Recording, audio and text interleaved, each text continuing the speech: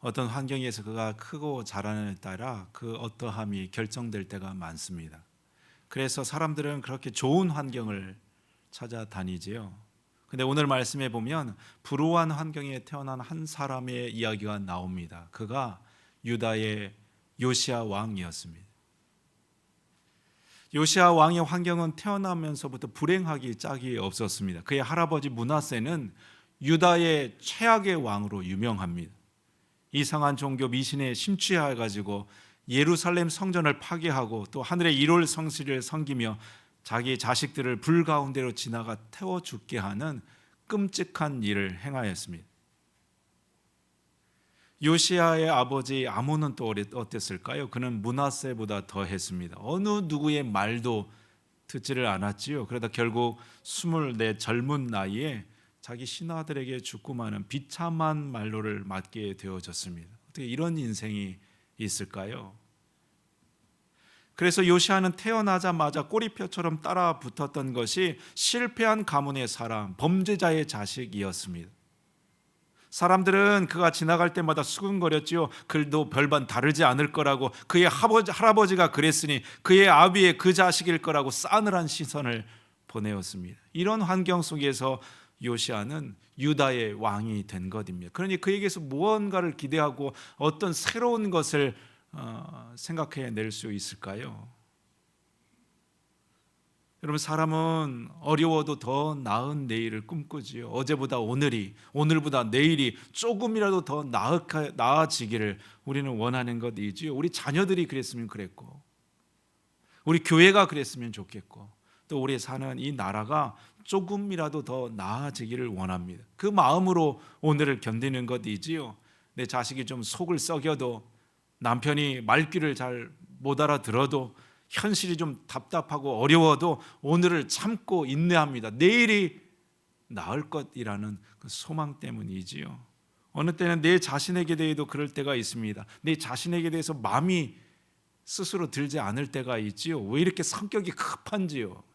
그냥 불 같아가지고 한마디에 그냥 부르르 하는 내 성격을 볼 때마다 왜 그러는지, 왜 이렇게 게으르고 의지가 약한지요.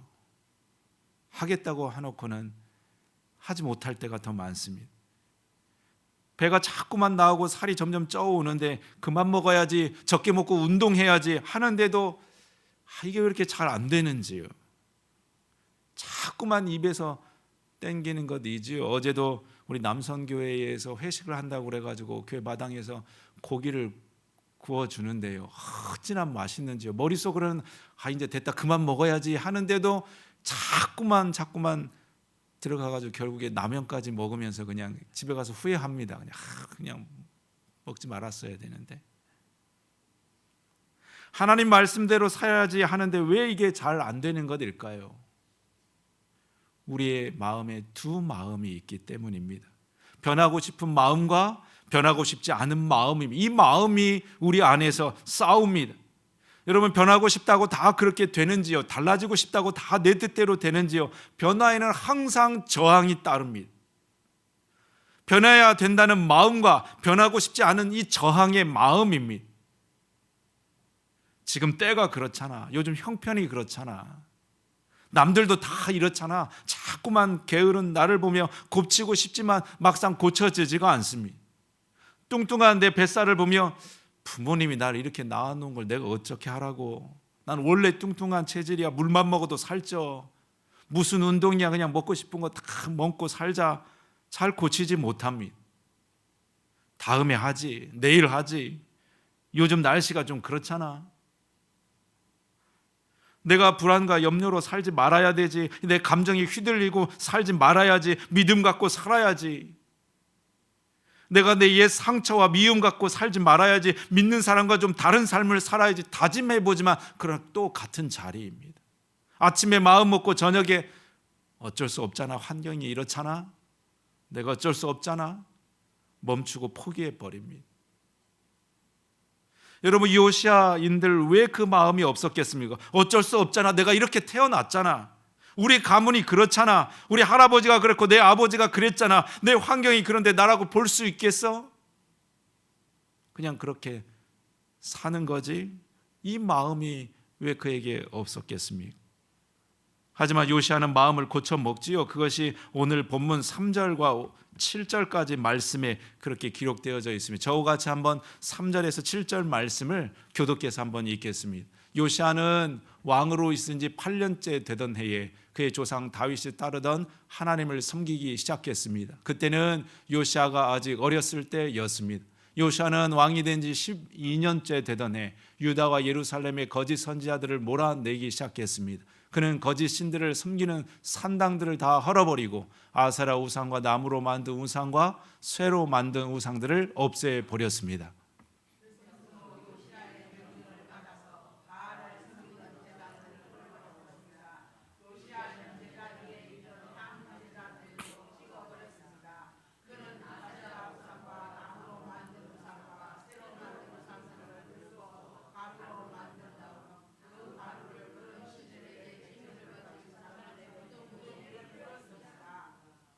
그는 또 우상을 섬기던 제사장들의 뼈도 그 제단 위에 불태웠습니다. 이처럼 요시아는 유다와 예루살렘에서 우상 섬기던 것을 모두 없애버렸습니다.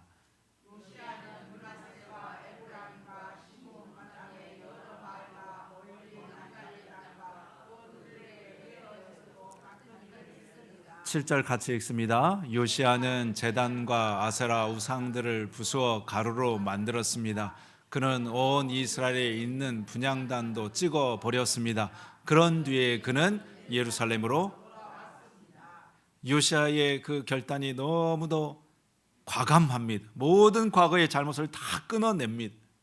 예루살렘에 있는 상당들을 무너뜨립니다. 이 아세라 목상과 우상들을 제거하고요, 바알의 제단들을 헐어버립니다. 또 제단의 각종 우상들을 찍어버리고 그것을 빻아서 가루로 만들어서 우상 섬기던 자들의 무덤에 뿌려버립니다.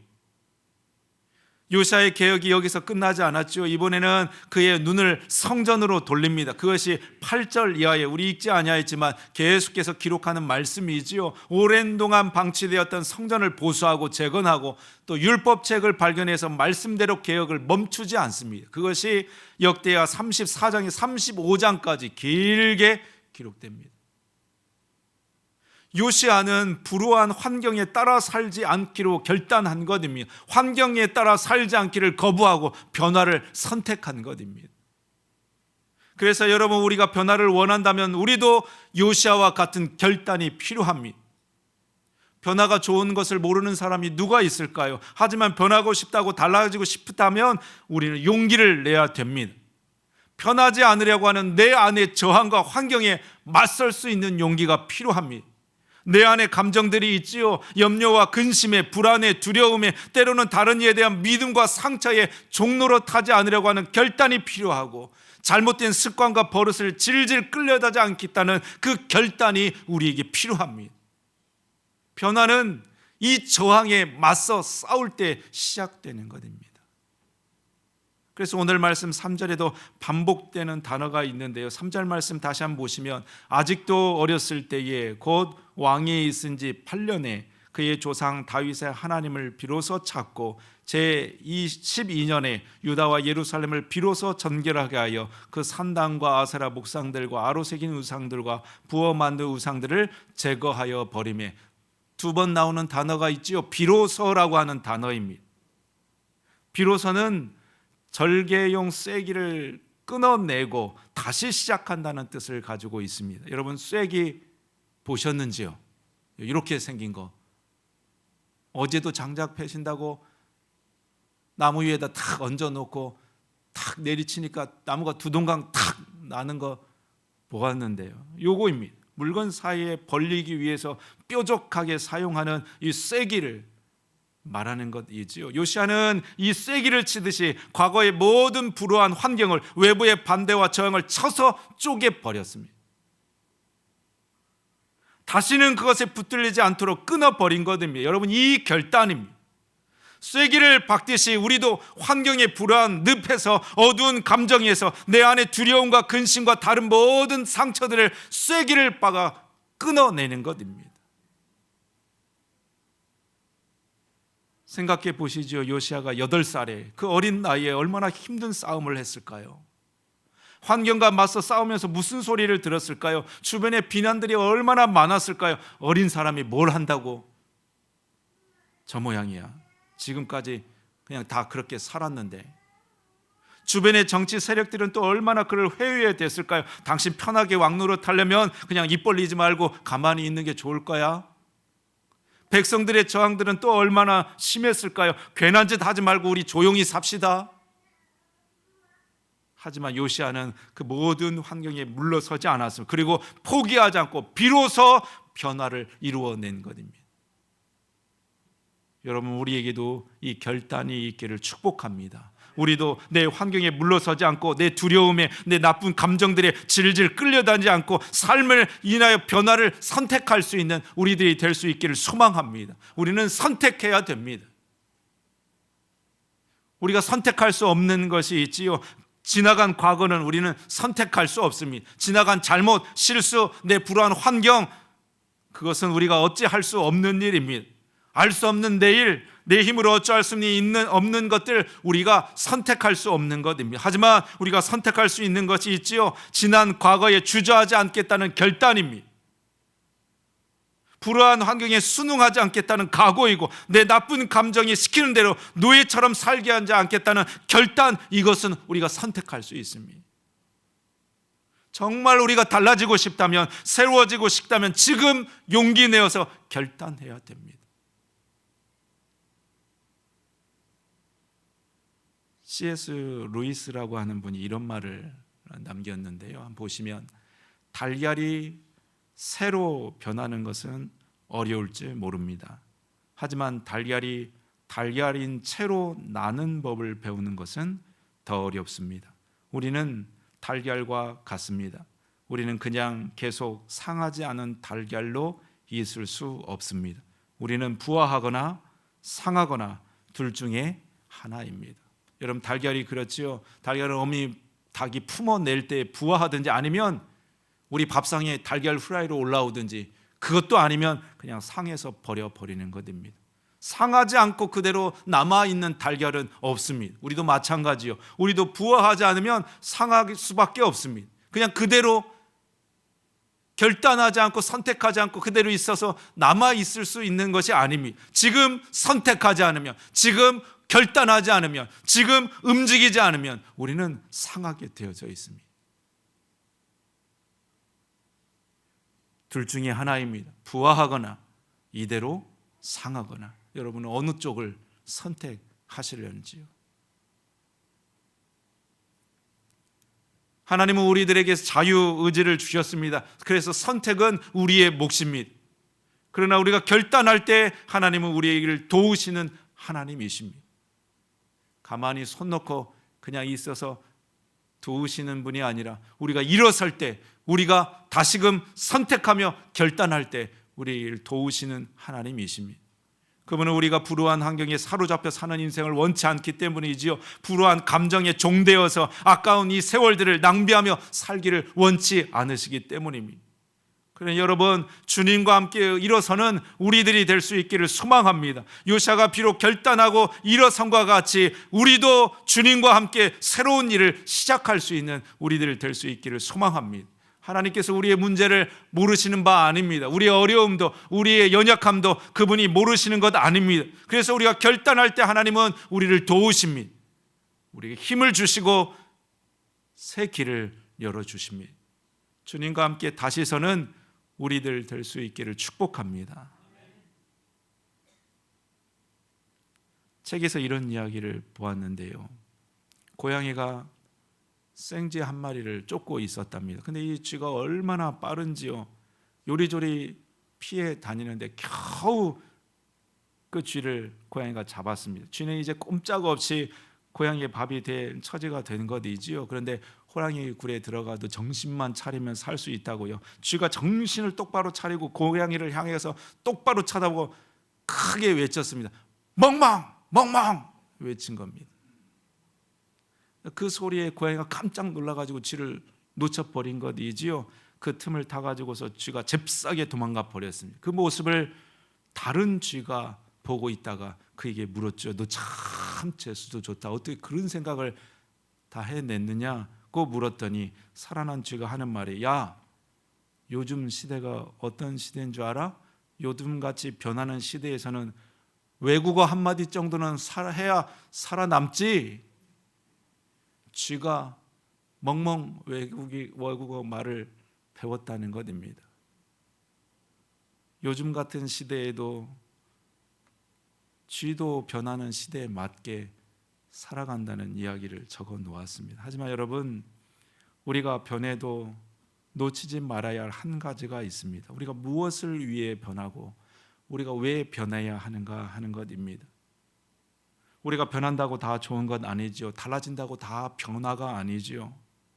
요시아의 변화가 그랬습니다. 요시아는 온 이스라엘을 새롭게 했지만 그의 개혁에는 한 가지 분명한 이유가 있었습니다. 그 이유가 오늘 기록된 2절 말씀에 기록됩니다. 1절과 2절 말씀을 한번 같이 읽어보도록 하겠습니다. 제가 1절 말씀을 읽습니다. 요시아가 왕이 되었을 때의 나이는 8세였습니다. 그는 예루살렘에서 11년 동안 다스렸습니다.